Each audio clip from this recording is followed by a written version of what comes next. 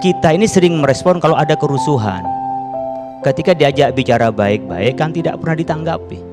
Ketika ada kerusuhan di sana sini, akhirnya kan kita meresponnya. Sekarang kita tanya, apakah mahasiswa yang menyampaikan tuntutan itulah yang diterima atau karena kerusuhan di mana-mana?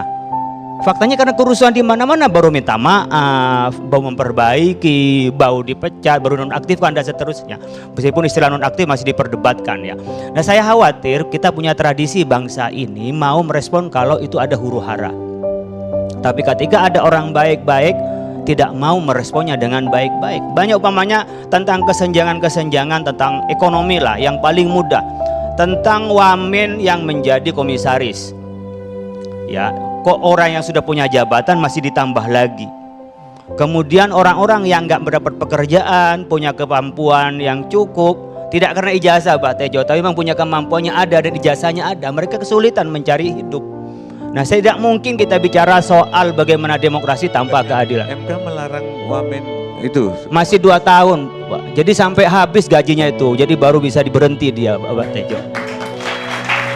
Lanjut Pak Kiai. Menurut saya kan tidak masuk akal lah memberikan keputusan 2 tahun baru berlaku itu Pak. Kalau mau bicara keadilan, keputusan sekarang ya 3 bulan lah, 6 bulan paling lama. Kalau 2 tahun di mana? Ini contoh yang terkecil lah tadi kalau bicara soal mau ini membentengi, mau demokrasi. Kalau orang lapar demokrasinya apa Pak?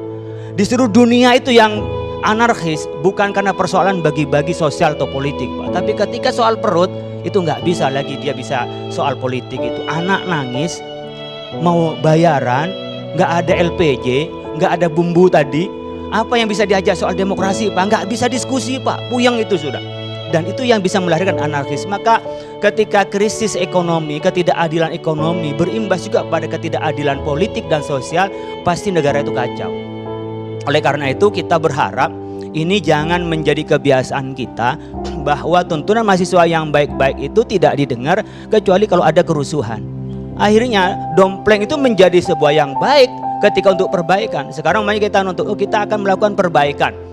Kita coba perbaikan apa yang bisa kita lakukan. Mengapa kepolisian bisa memberikan untuk pegang rantis itu yang nyetir dan orang di dalamnya kepada orang yang mentalnya tidak stabil. Kalau mental stabil Pak sebagai polisi saya pikir tidak akan takut untuk menjaga bagaimana keamanan. Ini kan sebuah tanggung jawab. Apakah ini yang disalahkan adalah yang nyetir? Kalau saya enggak. Siapa yang beri tugas dan siapa yang bertanggung jawab di situ.